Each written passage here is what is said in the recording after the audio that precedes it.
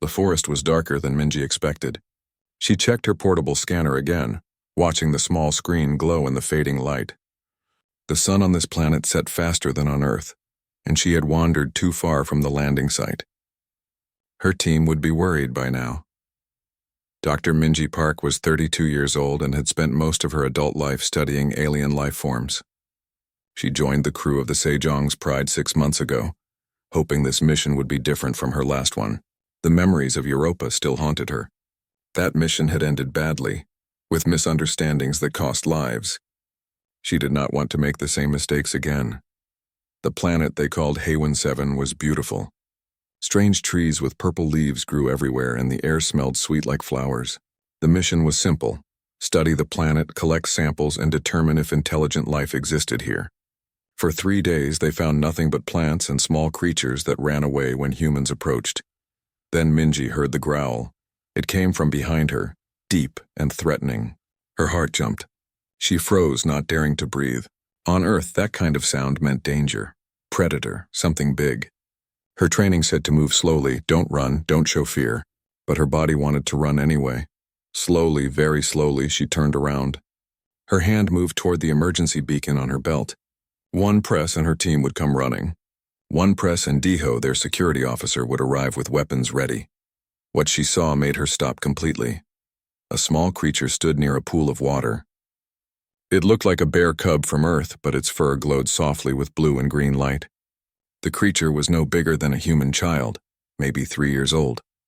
It was staring at its reflection in the water and growling at itself. Minji watched, fascinated. The cub would growl, listen to the sound, then try again. Each growl was a little different. Sometimes higher, sometimes lower. The little creature was practicing. It was trying to sound scary, trying to sound brave, but it was just a baby, and the growls came out more cute than frightening. The glowing fur pulsed with different colors as the cub practiced. Blue when it was concentrating, green when it seemed happy with a growl, red when it got frustrated. Minji realized she was seeing emotions expressed through light. This was communication, maybe even language. She wanted to take out her camera, record this moment, but she was afraid any movement would scare the creature away. Instead, she just watched. The cub tried another growl, and this one sounded pretty good. The creature seemed pleased with itself. Its fur flashed bright green and it bounced on its feet like a happy child. Then the cub noticed her. The little creature turned, and its fur changed instantly to white, which Minji guessed meant fear or surprise. They stared at each other. The cub did not run. It did not growl. It just looked at her with big dark eyes that seemed far too intelligent for an animal.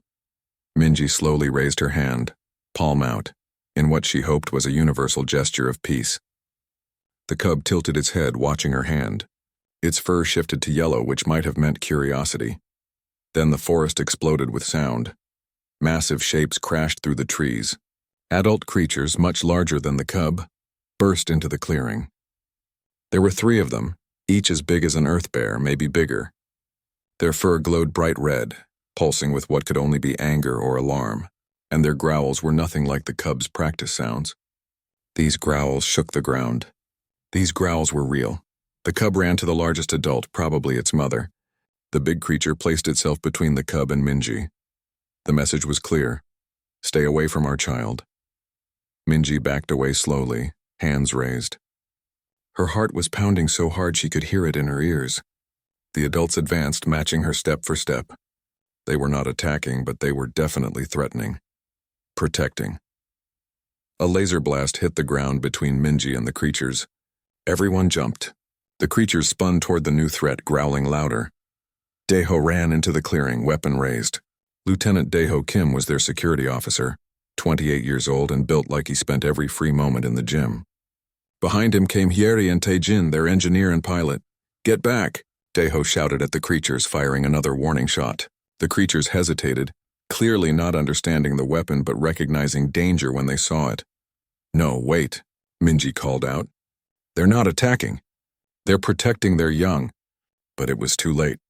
The creatures had already decided humans were dangerous. The largest one roared, a sound that made Minji's bones vibrate, and they scattered into the forest. The cub looked back once before disappearing into the trees, its fur flashing colors Minji could not identify.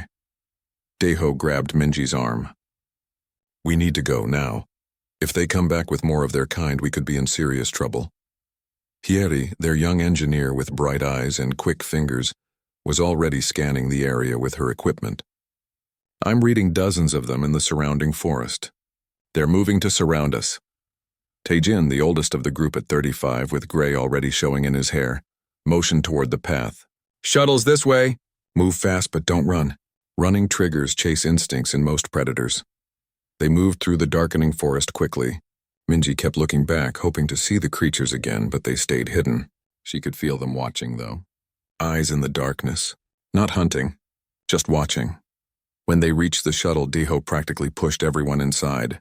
The door sealed shut and the small craft lifted off smoothly. Through the window, Minji saw shapes moving at the edge of the clearing. The glowing creatures gathered there, watching the shuttle rise into the sky. I'm calling them guardians, Minji said quietly. They were guarding their child. That's what parents do. Daeho shook his head. They're dangerous. We got lucky. Next time we might not. They weren't trying to hurt me, Minji insisted. They were just scared. Scared for their baby. Back on the main ship, Captain Ji-won Han listened to their report with a serious expression. She was in her 40s with sharp eyes that missed nothing. After hearing everything, she made her decision. Quarantine protocol, she announced. No one goes back to the surface until we understand what we're dealing with. Dr. Kang will analyze your footage. We need to know if these creatures are intelligent or just animals. Dr. Soman Kang was their xenopsychologist, an expert in alien behavior. She watched Minji's recordings over and over, her face showing more interest each time. The cub was training, Soman said finally. Not playing, training. That suggests cultural transmission of skills. And the color changes are too complex to be just emotional responses. I think it's language. A visual language, Minji felt excitement rise in her chest. You mean they're intelligent? Sentient. Maybe, Soman said carefully. We need more data. But yes, possibly. These guardians of yours might be people, not animals. That night, Minji could not sleep. She kept thinking about the cub, practicing its growls, trying to be brave. She thought about the mother, protecting her child without hesitation. She thought about how human it all seemed, even though these creatures were nothing like humans, and she wondered what would happen next. Would they get another chance to make contact? Would the Guardians give them that chance? Or had that first meeting ruined everything? She did not know then that the answer would change everything. Not just for the Guardians, not just for the crew of the Sejong's Pride, but for all of humanity. Because sometimes, the most important moments in history start with something small. Sometimes they start with a cub practicing growls, trying to sound brave, while the universe watches and waits to see what happens next. For 3 days, the crew studied the footage and sensor data. Hieri worked almost without sleeping, trying to understand the light patterns.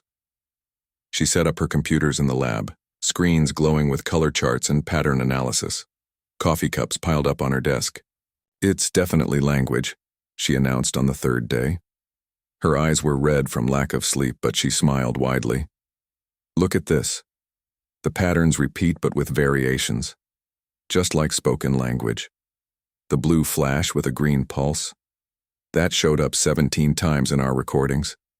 And every time it came before an action, like a warning or announcement. Captain Han leaned over the screen, studying the data.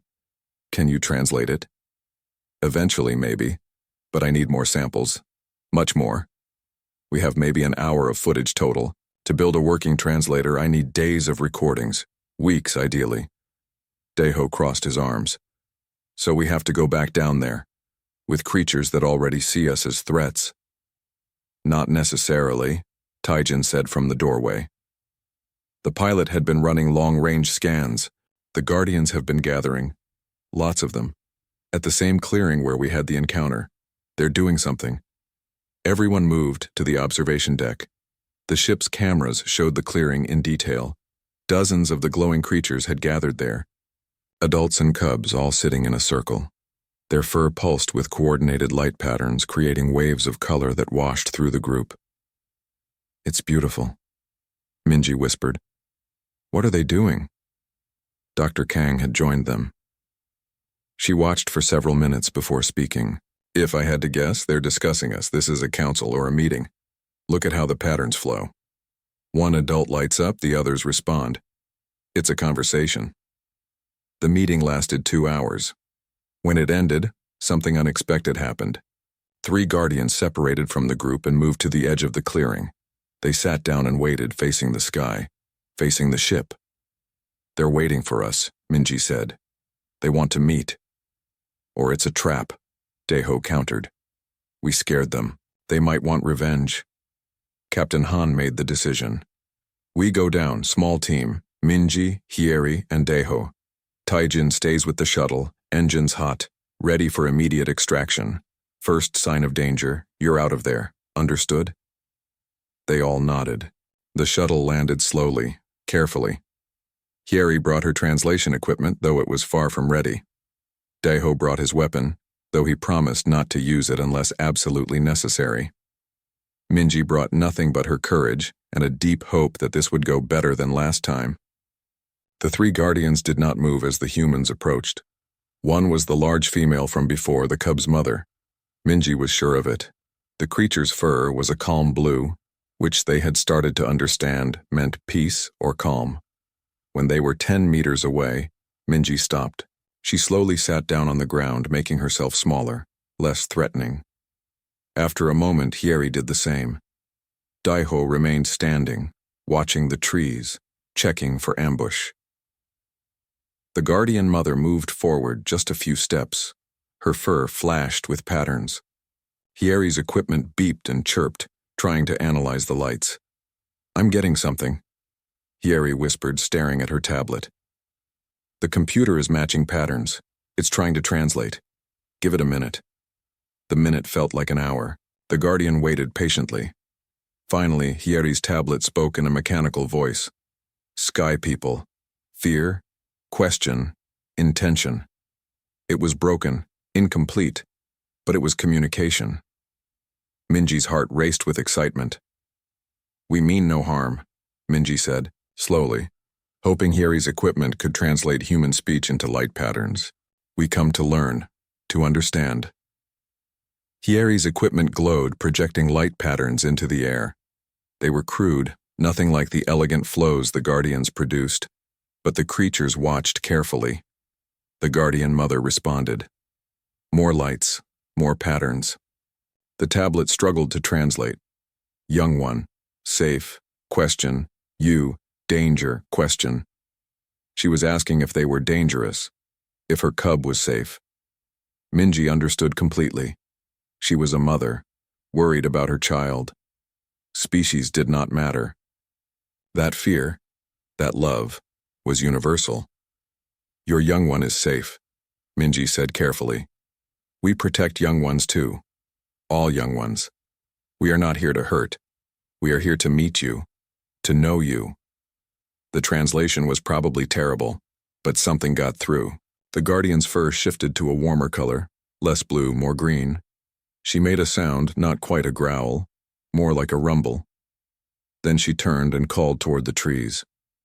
The cub appeared, the same small one from before. It walked cautiously toward its mother, then peeked around her massive leg at the humans. Its fur was white with nervousness but also flashed yellow. Curiosity winning over fear. Minji smiled. She could not help it. The cub was adorable, even by alien standards. She slowly reached into her pocket and pulled out a protein bar. It was meant for human consumption, probably useless to the guardians, but it was all she had. She unwrapped it slowly, broke off a piece and ate it herself first, showing it was food, showing it was safe. Then she placed the rest on the ground and pushed it gently toward the cub. The cub looked at its mother. The mother guardian looked at Minji for a long moment, then made a soft rumbling sound. Permission, maybe. The cub crept forward, sniffed the protein bar, then took it in its mouth. It chewed experimentally. Then its fur flashed bright green. It liked it. We're going to need a lot more protein bars, Hyeri said with a grin. The meeting lasted another hour. Communication was difficult, frustrating, but it happened. The Guardians called themselves something that translated roughly as the Lumen. They had lived on this world for as long as their stories remembered. They had no concept of technology, as humans understood it, but they had culture, art, and history. When the sun began to set, the lumens stood to leave. But before going, the mother did something unexpected. She approached Minji closely, close enough to touch. Her fur pulsed with a pattern that Hyeri's tablet could not translate yet, but Minji felt she understood anyway. It meant something like thank you, or trust, or maybe hope. Back on the ship, Captain Han called a meeting of all senior staff. "We have a situation," she said, her face serious. "Earth Command has been monitoring our reports. They've detected mineral deposits on Heiwan 7. Valuable ones. Very valuable." Minji felt her stomach drop. "Mining operations? A survey ship is already en route. They'll arrive in 3 weeks. Our orders are to determine if the lumen qualify for protection under the Interstellar Protection Act. If they're sentient, the planet is theirs. If they're just animals, the mining goes forward." "Just animals?" Minji's voice rose. "We just had a conversation with them. They have language, culture, families." "Language is not enough," Dr. Kang said quietly. "The act requires proof of abstract thinking, complex social structure, and evidence of future planning. Many species have language. Dolphins have language. But they don't qualify as sentient under the law." "That's wrong," Deho said. Everyone looked at him in surprise. The security officer was usually the most cautious, the most by the book. "I watched that mother guardian with her cub. I've seen human mothers with their children. There's no difference. That's not an animal. That's a person." "Then we have 3 weeks to prove it," Captain Han said. 3 weeks to gather evidence that will satisfy Earth Command and the lawyers and the corporations. 3 weeks to save an entire species. Minji looked at her team. Hyeri was already pulling up legal documents on her tablet. Taejin was planning survey routes. Dr. Kang was making notes. Even Deho looked determined rather than doubtful. "We can do this," Minji said. "We have to." But as she lay in her bunk that night, unable to sleep again, she wondered if 3 weeks would be enough. The lumen had no writing, no buildings, no technology. By human legal standards, they looked primitive. How could she prove they were people when the entire system was designed to measure intelligence by human achievements? She thought about the cub, practicing its growls, trying to be brave. She thought about the mother, trusting her enough to bring her baby forward. She thought about the protein bar exchange, such a small thing, but it meant everything. They were people. She knew it in her heart. Now she just had to prove it to everyone else, before it was too late. The next 2 weeks passed in a blur of activity. The crew worked in shifts, never resting. Hyeri improved the translation system every day. What started as broken fragments became full sentences, then conversations. The lumen language was complex and beautiful, expressing ideas through combinations of color, pulse speed, and brightness that human language could not match. Minji spent most of her time on the surface, living among the lumen. They accepted her presence now, treating her with cautious friendliness. She learned their customs. When greeting, they dimmed their fur to show respect. When sharing food, they brightened to show joy. When teaching the young, they used slow, patient pulses. The cub, whom the lumen called something that translated to Kai, became her constant shadow. The young one was endlessly curious about everything. Where did humans come from? Why did they not glow? Did they have cubs? Minji answered as best she could, using the improving translation device. One day, Kai asked her the question that changed everything. Do sky people have places where they keep the old light? Minji did not understand. Old light? Kai's mother, Shira, overheard. She gestured for Minji to follow. They walked deep into the forest to a place the lumen had kept hidden. A grove of ancient trees surrounded a clearing. And in that clearing, Minji saw something that made her stop and stare. Living sculptures made of glowing fungus covered every surface. The fungus grew in patterns, creating images and scenes. But these were not random. They told stories. She saw pictures of lumen hunting, gathering, raising cubs. She saw images of celebrations and funerals. She saw their history, recorded not in writing but in living art. This is the old light, Shira explained through the translator, where we keep our memories, where we teach our young who we are. Minji activated her camera, recording everything. This was it. This was proof. The Lumen did not write books, but they recorded history. They did not build museums, but they preserved culture. They had art, education, and tradition. How far back do these memories go? Minji asked. Shira walked to the oldest section where the fungus patterns had faded with time. Many generations. More than I can count. My grandmother's grandmother learned here, and her grandmother before her. In the corner, Kai and other cubs sat in a circle. An elder Lumen stood before them, his fur pulsing with teaching patterns. He showed them how to read the old light, how to understand the stories, how to add new ones when they grew old enough. It was school. It was tradition. It was culture being passed from one generation to the next. Can you show me the oldest story? Minji asked. The elder approached. His fur was pale with age, but his eyes were bright. Through the translator, he told her about the first story in the grove. It showed Lumen looking at the stars, and among the stars they had placed a question mark shape, using fungus that glowed different colors than the rest. The ancient ones asked, "Are we alone?" The elder explained. They looked at the sky and wondered if others lived there. They left this question for us to remember, to never stop asking. Minji felt tears in her eyes. Humans had asked the same question for thousands of years. Looking at the stars, wondering, hoping. The Lumen had done the same. Different species, different worlds, but the same questions. The same hopes, and now the answer comes from the sky, she said softly. You are not alone. Back on the ship, the crew reviewed Minji's recordings with growing excitement. Dr. Kang was practically dancing around the lab. This is incredible. This proves cultural transmission, historical awareness, and abstract thinking. The question about being alone? That's philosophy. That's exactly what we need. But Captain Han looked worried. It might not be enough. The corporations will argue that these are instinctive behaviors. Like birds building nests. Complex, yes, but not true intelligence. Then we need more, Minji said. The Interstellar Protection Act requires evidence of future planning. We need to show they think ahead, beyond immediate needs. Hieri had an idea. What if we present them with a future problem? Something they've never faced before. If they can plan and solve it together, that proves future thinking. Deho frowned. That feels like manipulation, like we're testing them without their knowledge. What if we tell them the truth? Teijin suggested. Tell them about the mining ship. Tell them what's coming. Let them decide how to respond. The room fell silent. It was a radical idea. Humans had rules about interfering with less advanced civilizations. But were the Lumen really less advanced?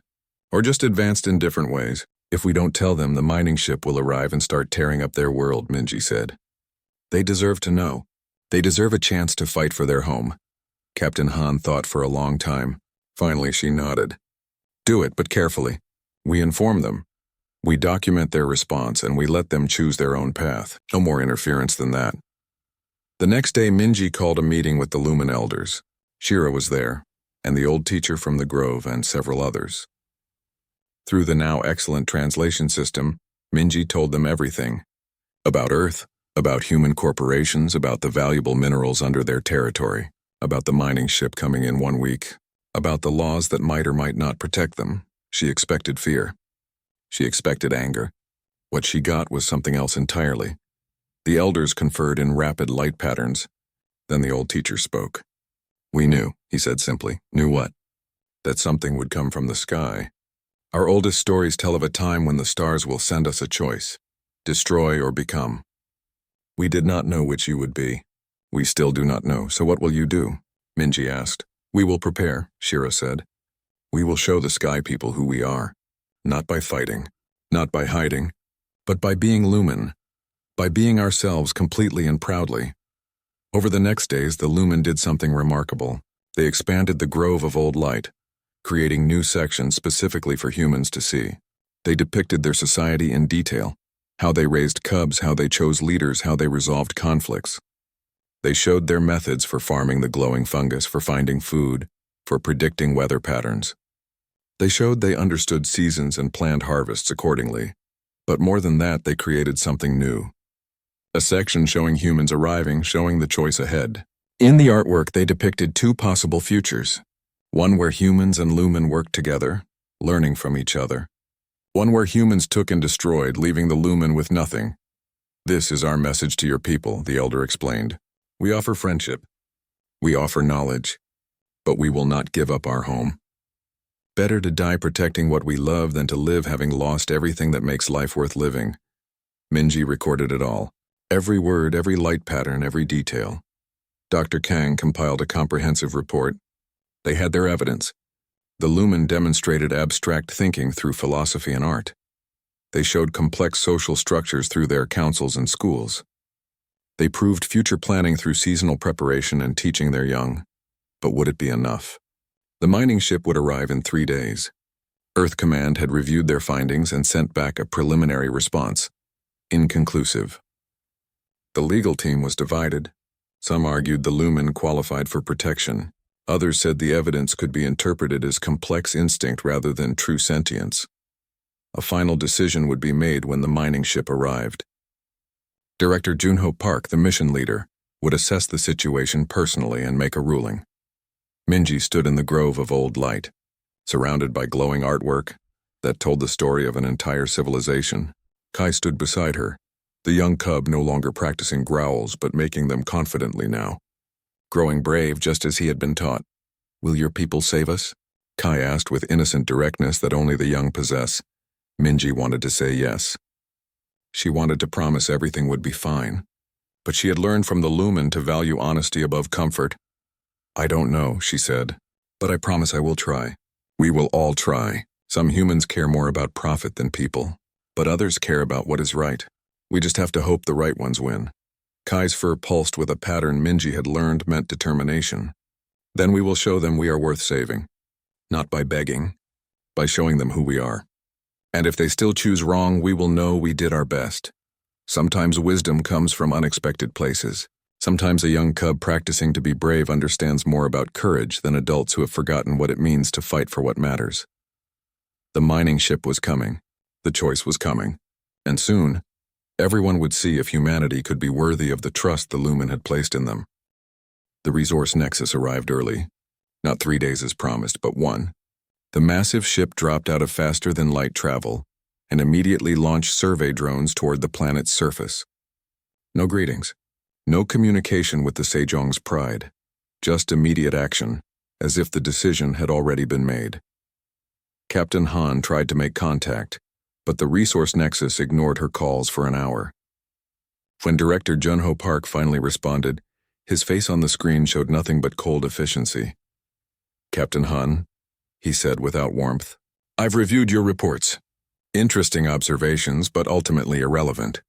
Earth Command has given me authority to make the final determination. The creatures show complex behaviors, yes, but so do many animals. Intelligence requires more than pretty light shows." "They have language, culture, and art," Minji interrupted, unable to stay quiet. "They pass knowledge to their young. They have history and philosophy. What more do you need?" Junyo barely glanced at her. "They have no writing system, no mathematics, no technology beyond primitive tools. The Interstellar Protection Act was designed to protect civilizations capable of eventual space travel. These creatures, while interesting, will never leave their planet. They lack the cognitive capacity for true advancement. Advancement, Daeho's voice was hard. They live in harmony with their world. They have sustainable practices humans gave up centuries ago. Maybe we should learn from them instead of measuring them by our failures." "Your opinions are noted, Lieutenant," Junho said dismissively, "but I have my orders. Mining operations begin immediately. The creatures will be relocated to a reservation zone. It's only 5% of their current territory, but it will be sufficient for their population. We're being quite generous. Well, 5%? Minji felt sick. Their sacred groves, their history, their everything is spread across this territory. You can't just move them. I can and I will. The minerals here will power humanity's expansion for 200 years. Billions of humans versus thousands of primitive creatures. The math is simple. Survey drones launch in 1 hour. I suggest you clear your people from the surface." The screen went dark. In the silence that followed, nobody spoke for a long moment. Finally, Captain Han stood. "He doesn't have the authority to override a sentient's determination without our input. I'm filing an immediate appeal to Earth Command." "That will take weeks," Yeri said quietly. "The drones launch in an hour. They'll start scarring the land before any appeal is heard." Minji was already moving toward the shuttle bay. "I'm going down there. The Lumen need to know what's happening. I'm coming with you, Deho said. So am I, Hiri added. Tejan was already in the pilot seat. Shuttle's ready. Let's go. They found the lumen gathered in their main clearing, hundreds of them, more than Minji had ever seen in one place. The glowing creatures sat in concentric circles, their light patterns synchronized in what looked like prayer or meditation. When the humans approached, the patterns shifted, not to fear or anger, but to something like sad acceptance. Shira came forward, Kai at her side. The young cub's fur pulsed with determination, but Minji could see the white flashes of fear underneath. We felt the new skyship arrive, Shira said through the translator. We know what it means. The destroyers have come. Not all humans are destroyers, Minji said, her voice breaking. We're still fighting. We've filed appeals. We're trying to stop this. We know, the old teacher said, stepping forward. We know some sky people have good hearts. You prove that. But you are few and they are many. The old stories warned us, when the sky opens, be ready to show who you are. So we will. What are you going to do? Teho asked. We will stand, Shira said simply. Not with violence. Violence is not our way. But we will stand. We will place ourselves between the machines and our sacred places. We will show them that to destroy our home, they must destroy us. Minji felt tears streaming down her face. That's suicide. The drones won't stop. They're programmed to complete their mission. Then we die standing, the elder said. Better that than live on our knees in your reservation, watching our history burn. Kai stepped forward, surprising everyone. The young cub's voice came through the translator, high but steady. I practiced my growls. I learned to be brave. Not for play, for this. For the day we must protect what matters. Mother taught me. The elders taught me. Now I teach others, courage is not absence of fear. Courage is standing when you want to run. The words hit Minji like a physical blow. This child, barely old enough to be away from its mother, was ready to die for its home. And it was her species, humanity, that had forced this choice. No, she said. No, I won't let this happen, Minji, Deho said gently. What can we do? We're 4 people against a corporation and Earth Command. We can stand with them, Minji said. If the Lumen are going to put their bodies between the drones and their home, then so will we. Let Director Junho explain to Earth Command why his drones killed human crew members. Hieri's eyes widened. That's mutiny. We could be court-martialed, imprisoned. I know, Minji said, but I can't stand by and watch this happen. I can't. If you want to go back to the ship, I understand. No judgment. But I'm staying. Deho walked to stand beside her. I lost my family in the colony wars. Watched from orbit while corporations prioritized profits over evacuation. I swore I'd never let it happen again. I'm staying too. Tejan joined them. I evacuated settlers during the Titan uprising. Had to leave people behind because there wasn't room. Lived with that guilt for 10 years. Not anymore. I'm staying. Hieri was the last. She looked scared, but she stepped forward anyway. I became an engineer to build things, not destroy them. Count me in. They contacted Captain Han, explaining their decision. They expected anger, orders to return. Instead, there was a long silence. Then the captain's voice came through, quiet but firm. I can't officially sanction this, she said, but I can't order you back either. Not when you're doing what's right. I'll do what I can from here. Buy you time. Make noise. Meanwhile, I'm sending down our emergency broadcast equipment. If you're going to commit career suicide, you might as well do it on camera. Harry understood first. You want us to broadcast this? Show Earth what's happening. Every public channel I can hack into, Captain Han confirmed. If people see what's really happening here, maybe they'll care enough to stop it. It's a long shot, but it's all we have. The equipment arrived within minutes. Yeri set up cameras throughout the sacred grove. She linked to every broadcast channel, every news feed, every social media stream she could access. If they were going to make a stand, the whole human race would watch. The drones launched exactly on schedule. 6 of them, each the size of a small car equipped with mining lasers and sensors. They descended toward the planet in perfect formation. The lumen gathered in the grove. Hundreds of them formed a living barrier around the old light, around their history. Adults stood in front. Behind them, the cubs, including Kai. The young ones were supposed to be somewhere safe, but they refused. They wanted to stand with their families. The 4 humans joined the line. Minji stood next to Shira. Deho positioned himself where the drones would arrive first. Hieri checked her cameras one last time, making sure everything was broadcasting. Tajin stood with the elders, his face calm but determined. The drones appeared over the trees. They paused, sensors probably detecting the unexpected crowd. For a moment, Minji hoped they would stop, that whoever controlled them would see reason. Then they started forward again. The Lumen did not run. Their fur synchronized in a pattern that needed no translation. It meant we stand. It meant this is our home. It meant you will have to go through us. And in that moment, with drones approaching and cameras broadcasting to billions across human space, something extraordinary happened. Not violence, not surrender, but a small cub stepping forward, placing itself at the very front of the line. Kai stood alone for just a second. Then Shira joined him. Then the elder. Then every Lumen adult moved forward, forming a tighter barrier, not hiding their children behind them, but standing with them. United. And Kai, the cub who had practiced growls in the forest, who had been training to be brave his whole short life, let out a roar. Not a practice roar, not a playful sound, but the genuine, powerful cry of someone defending everything they loved. The drones kept coming. But now billions of humans were watching a child stand against machines, watching parents refuse to abandon their home, watching 4 humans choose alien people over their own careers. And somewhere in offices and homes across human space, people began to ask, is this who we want to be? The drones stopped 3 meters from the line of defenders. Their sensors swept across the crowd, calculating, analyzing. The Lumen stood firm, their combined light creating a wall of defiance that needed no words. Behind them, the ancient grove glowed softly, the repository of an entire civilization's memory. Minji could hear her heart pounding. Beside her, Shira remained perfectly still, but her fur pulsed with a mother's fierce determination. Kai stood at the front, small but unmoving, his practice growls now a steady, brave sound. Then Director Junho's voice crackled through the drone speakers. This is an illegal obstruction of corporate operations.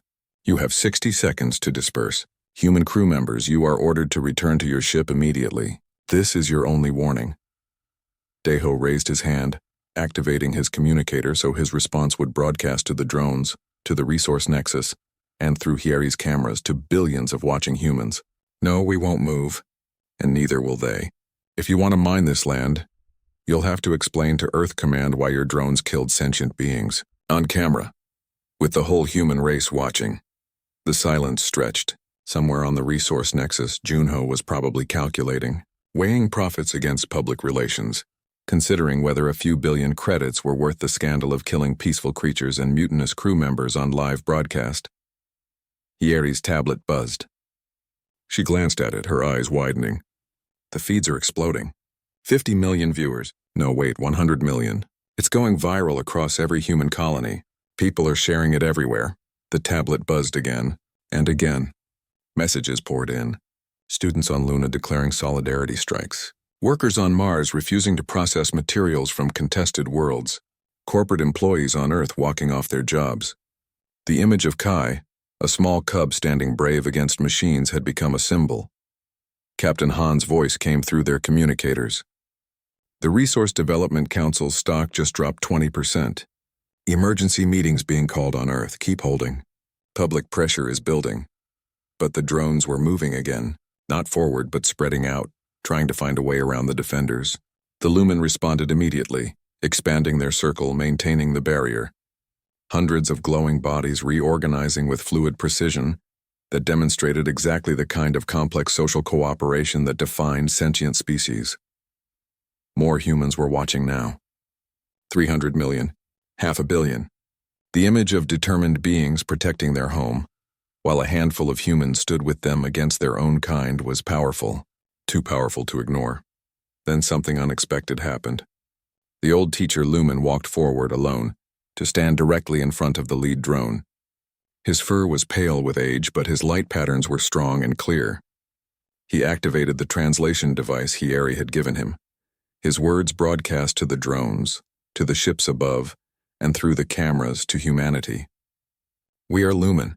We have lived on this world for more generations than we can count. We do not have your machines. We do not write on paper or build cities of stone. But we have something you seem to have lost. We remember who we are. We know our place in the world. We understand that some things are worth more than any resource you can dig from the ground. He gestured to the grove behind him. This is not just our history. It is our soul. It is what makes us lumen. You come with your laws and your definitions, trying to measure our worth by your standards. But we ask you, what makes a being worthy of existence? Is it the ability to destroy, to take, to consume, or is it the ability to love, to protect, to preserve? We offer you not obedience or resources, but something better. Partnership, learning, friendship. But we will not trade our soul for your approval. The words hung in the air. Broadcast across human space, they reached into homes and offices, ships and stations. Billions of humans heard an alien voice ask them what they valued. What defined worth? What made life meaningful? Hieri's tablet exploded with notifications. Earth Command is receiving millions of messages per minute. The Resource Development Council headquarters is surrounded by protesters. 3 senators are calling for immediate hearings. Director Junho is being summoned back to Earth. The drone suddenly powered down, dropping to the ground. Director Junho's voice came through, tight with barely controlled anger. Operation suspended pending review. All drones returning to ship. This is not over, but it was over. The Lumen had won, not through violence, but through the simple act of standing firm and speaking truth. The humans who stood with them had won too, proving that conscience could overcome orders, that morality could defeat profit. Within hours, Earth Command issued a formal statement. The Interstellar Protection Act was being amended. New criteria would include cultural expression, historical preservation, and social cooperation. Technology would no longer be the primary measure of sentience. The Lumen were officially recognized as a protected sentient species. HFY became a protected world. The resource nexus departed the next day. Director Junho faced corporate consequences as companies scrambled to distance themselves from what public opinion had deemed attempted genocide. Legal charges were filed, though they would take years to resolve. The crew of the Sejong's Pride faced a lengthy inquiry. For weeks, they answered questions about their decision to disobey orders. Many expected court-martial, prison time, the end of their careers. Instead, they became heroes. Not to everyone, certainly. Some still saw them as traitors, but to most of humanity, they were proof that people could choose right over convenient. 3 months after the standoff, formal relations between humans and Lumen were established. A permanent research station was built, designed in cooperation with Lumen advisors to respect their aesthetic and environmental principles. Human scientists came to learn, not to exploit. The Lumen shared their understanding of sustainable living, their communication through light, their philosophical wisdom about living in harmony with one's world. Minji accepted the position of first ambassador to the Lumen. She built a small home near the sacred grove, learning their language fluently, documenting their culture with respect and wonder. Her reports became required reading in every academy across human space, teaching new generations what it meant to encounter the unknown with compassion rather than conquest. Daeho took a position with the newly created Interstellar Protection Bureau, an agency designed to prevent what almost happened on HFY. His past trauma became his strength, driving him to protect other species from the greed that had cost him his family. Hieri became the lead developer of cross-species communication systems. Her translation technology, refined through work with the Lumen, became the standard for all first contact situations. She won awards, gave speeches, but always returned to HFY to visit the friends who had changed her life. Taejin continued as a pilot, but now he ferried diplomats and scientists between worlds, building bridges instead of evacuating disasters. He finally found peace with his past, understanding that sometimes the best way to honor those you couldn't save is to ensure others don't face the same fate. Captain Han was promoted to admiral, leading a fleet dedicated to peaceful exploration and protection of emerging civilizations. Under her command, humanity's expansion focused less on resource extraction and more on building relationships with the various intelligent species they encountered. 6 months after the standoff, Minji stood in the grove of Old Light. The Lumen had added a new section to their living history. It showed the arrival of humans, the conflict, and the resolution. But what moved Minji most was how they depicted humans, not as saviors or villains, but as complicated beings capable of both harm and healing. The artwork showed director Junho's drones, but it also showed Daeho standing beside Shira. It showed the choice humanity faced and the choice they ultimately made. Kai approached, no longer a small cub, but a young adult. He had grown significantly, his fur thicker, his growls now genuinely impressive. He was training to become a teacher himself, preparing to pass Lumen culture to the next generation. But he also learned human language, becoming one of the first Lumen ambassadors to other worlds. Do you remember when I was small? Kai asked, his light patterns expressing gentle amusement. When I practiced my growls by the water? Minji smiled. I remember. You scared me at first. That growl sounded so fierce. I was trying to be brave, Kai said. I did not know I would need that bravery so soon. That the sky people would come and we would face such a choice. You were very brave, Minji said. Standing at the front like that, when you could have stayed hidden. That took real courage. Kai's fur pulsed with thoughtful colors. Mother taught me that courage is not the absence of fear, but the choice to protect what matters despite fear. I was terrified that day, but the grove, my family, my home, they mattered more than my fear. So I stood, and you stood with us. That is what I will teach the young ones. Courage comes in many forms, even from unexpected places, even from the sky. They walked together through the grove, human and lumen, reading the stories glowing in the living artwork. Each story was a lesson. Each light pattern carried wisdom. And the newest section carried perhaps the most important lesson of all.